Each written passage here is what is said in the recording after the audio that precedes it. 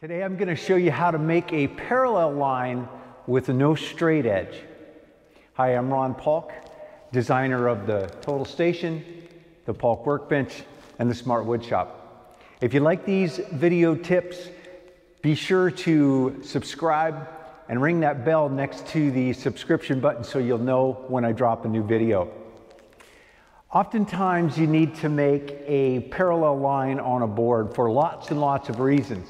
Possibly to cut an edge off, but more often than not, I find that when I want to join together a couple of pieces of wood, particularly at an angle with screws or with nails, I need to have a parallel line that is exactly the middle of the piece I'm joining it to. In this case, it's about 3/4, so we'd say 3/8 of an inch.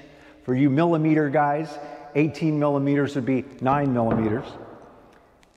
And I want a nice straight edge on here so that then I can pull a tape measure and lay my screw holes out in a nice pattern so it looks good, or get my nails nice evenly spaced.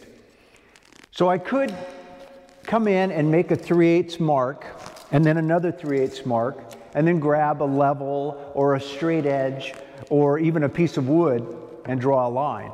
But there's a simpler, quicker way. Take my tape measure and make a single mark. So I know in this case, I want it to be 3/8 of an inch. So I'll make a mark 3/8 of an inch in, and then with my pencil and my finger, I'll place my finger against the board and then put my pencil right on that mark, and then all I have to do is run it right down the board.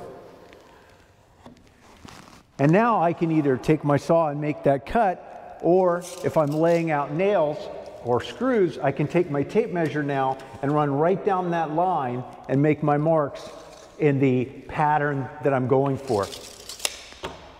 Doing really high-end carpentry is not that hard if you know the tricks. Thanks for taking the time to watch. Have a great day.